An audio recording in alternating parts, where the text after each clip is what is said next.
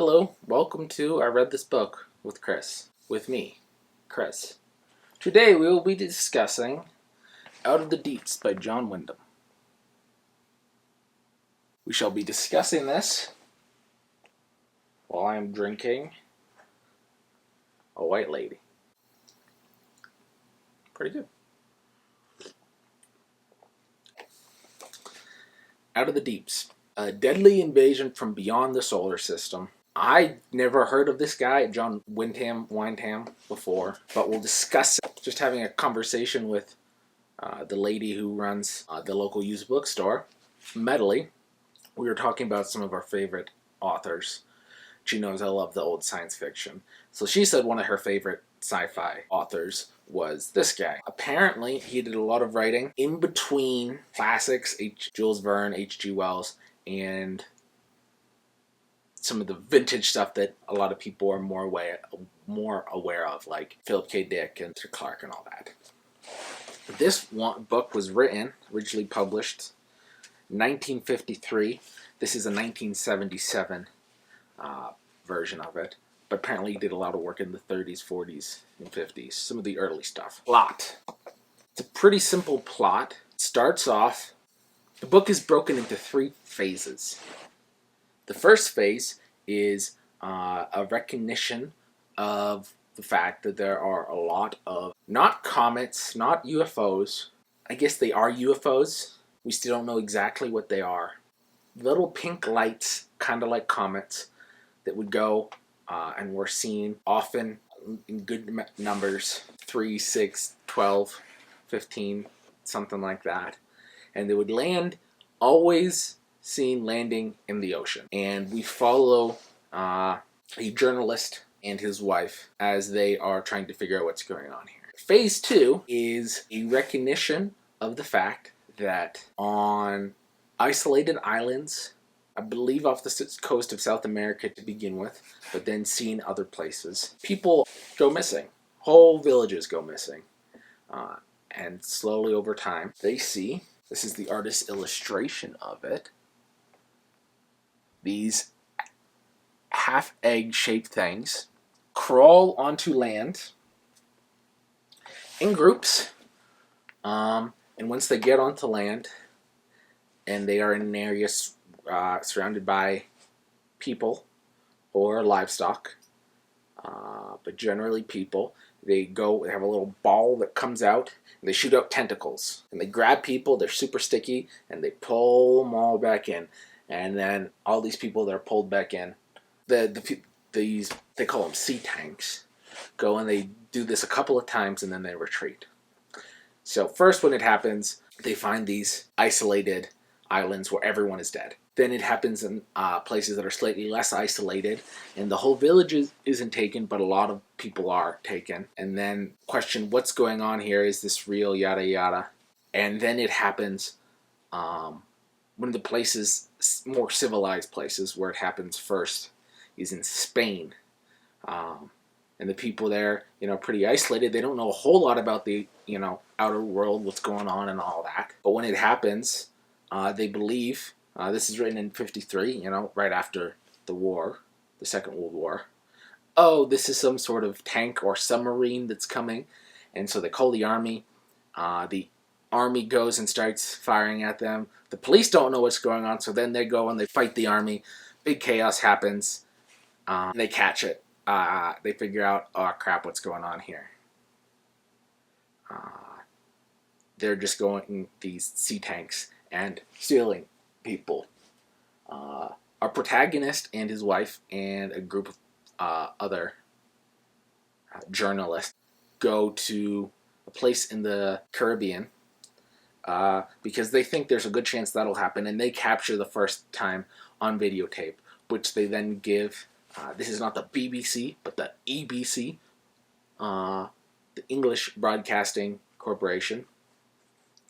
They go, publish it, they sell the video overseas to America, all that. People are trying to figure out what's going on here. They see the thing that happened in Spain. Then they figure out a way to fight back. So that's phase 2. They fight back against these sea tanks. Bullets don't do a whole lot, but they realize if any part of the outside of it is actually damaged with either TNT or grenades, or they have airplanes that come and drop missiles on them, the pressure inside is so high it just explodes. So they're very easy to kill if you're able to do any damage or not. So guns don't do anything, but anything really higher caliber than a gun will destroy these. So they're able to fight back. And then all of a sudden, one day it stops. And that's phase 2. Phase 3, one of the other characters that are going out along with these two journalists is Balker, who is thought to be a bit wackadoodle, a little out of his mind, because he always comes to the idea before everyone else does, and he says it, and then everyone thinks he's crazy, and then they're like, oh no, he was right, and then he comes up with the next thing, but then they think he's crazy.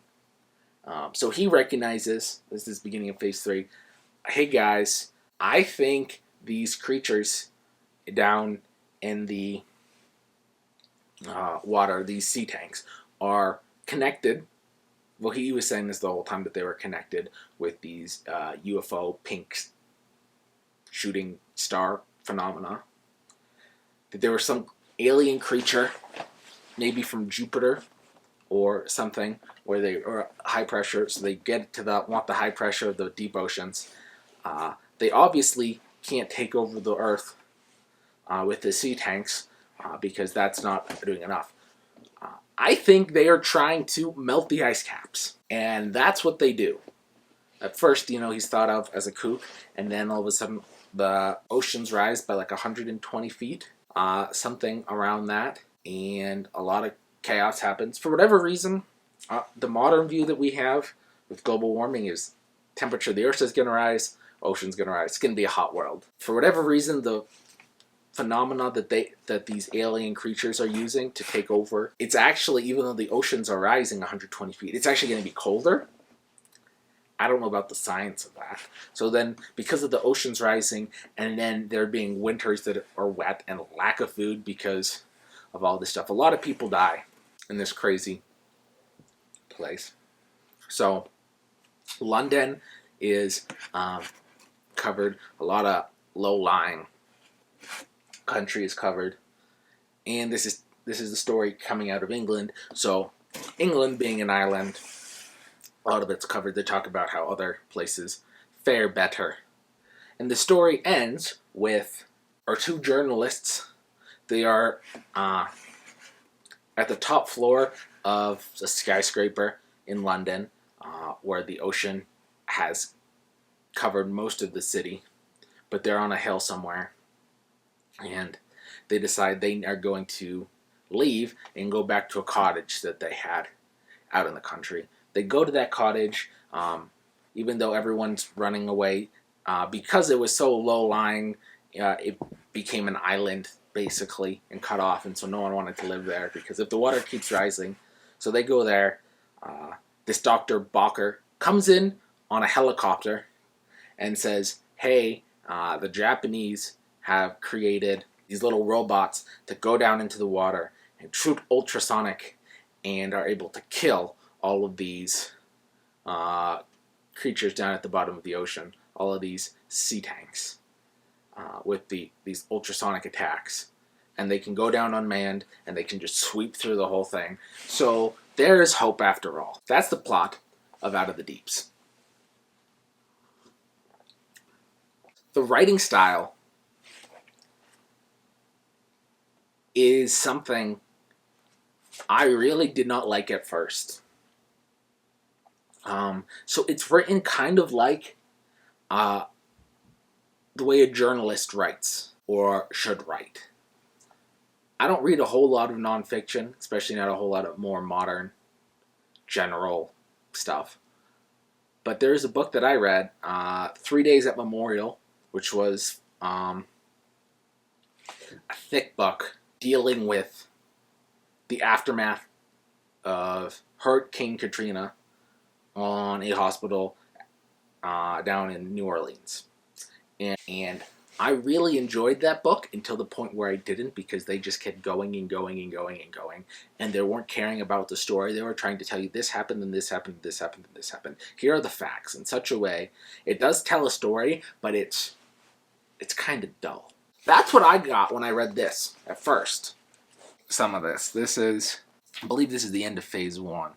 General agreement had been reached that a torpedo-like weapon designed to give submerged escort to a vessel could profitably be developed to counter the assumed mine form of attack.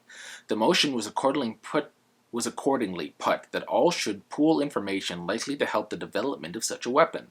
The Russian delegates demurred. Remote control of the missiles, they pointed out, was, of course, a Russian invention in any case. Moreover, Russian scientists, zealous in the fight for peace, had already developed such control to a degree greatly in advance of that achieved by the capitalist-ridden science of the West. It could scarcely be expected of the Soviets that it could make a present of the discoveries to warmongers.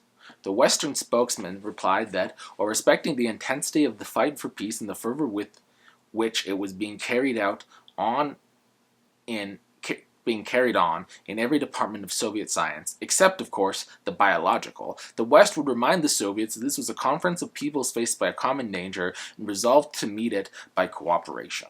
Somewhere in between dry history books and dry newspaper reporter.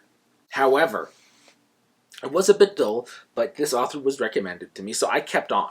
The interesting thing was, because it was written that way, the further that it got on and the more crazy things kept happening, and it was just expressed in this matter of fact.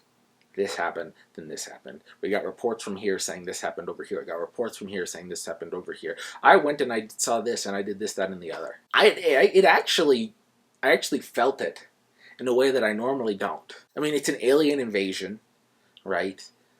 It's not a suspense book by any means, but the tension keeps rising and rising and rising. What's going to happen? And I felt it.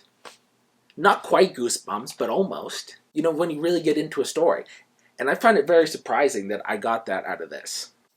It was... I just don't know what to think about the writing style. It was effective. One of the themes that I found interesting, and one of the reasons I enjoy reading books that aren't modern. I enjoy some modern books. Most of the stuff you see me read on here is not very modern. 1953. 1953, not only was I not born, my father wasn't born. It was 14 years before my father was born. It is the modern age, but it's... a lot of things are different. But the amount of things that are the same, that people are acting like nowadays, are modern problems, aren't exactly modern problems. Maybe they're problems because they are problems of the modern age, but they aren't new. So these are newspaper reporters trying to get this story, trying to get it down, sell it out. And this is in the close to the end of Phase 2. So while the sea tanks are still coming, before the oceans have started rising, they're coming and they're taking people, sometimes hundreds of people in a night, from a place. And she's trying to figure out what's going on, and a lot of people aren't taking it seriously, and then they are. So this is Phyllis. That's the protagonist's wife, who's also a reporter. I'll just read it. "What's wrong, Phil?" She's shrugged. "Nothing, except at times I get sick of putting up with all the shams and the humbug and pretending that the lies aren't lies, the propaganda isn't propaganda. I'll get over it again. Don't you sometimes wish you had been born into the age of reason instead of the age of ostensible reason?" Which is a great line. Don't you wish you were born in the age of reason instead of the age of ostensible reason?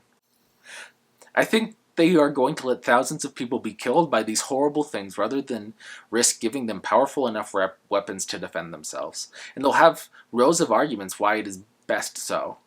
Why do a few thousands or a few millions of people matter? Women will just go on making the loss good. But governments are important. One mustn't risk them." "I know what you're getting at, Mike. I am scared. Nobody's really doing anything. There's no realization, no genuine attempt to change the pattern to meet it. The ships are driven off the deep seas. Goodness knows how many of these sea tank things are ready to come and snatch people away. They say, 'Dear, dear, such a loss of trade.' And they talk and talk and talk as if it's all come right in the end only if they keep on talking long enough. When anyone like Balker suggests doing something, he's just howled down like a sensationalist or an alarmist. How many people do they regard as the proper wastage before they must do something? But they are trying. You know, Phil, are they? I think they're balancing things all the time. What's the minimum cost at which the political setup can be preserved in its present conditions? How much of a loss of life will the people put up with before they become dangerous about it? Would it be wise or unwise to declare martial law? And at what stage? On and on. Instead of admitting the size of the danger and getting to work. Oh, I could. She stopped suddenly. Her expression changed. Sorry, Mike. I shouldn't have gone off the handle like that. I must be tired or something.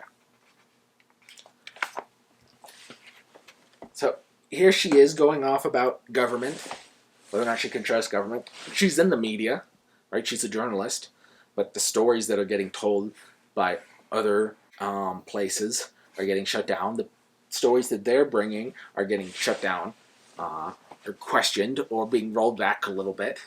She's had enough. And if that does not sound like people dealing with the modern political situation about Trump, about COVID, about the vaccines, about Israel and Ukraine, and all this stuff that's up in the air now, and everyone's acting like it's such a big modern... It's like, no, this is the way things have always been. There's never been an age where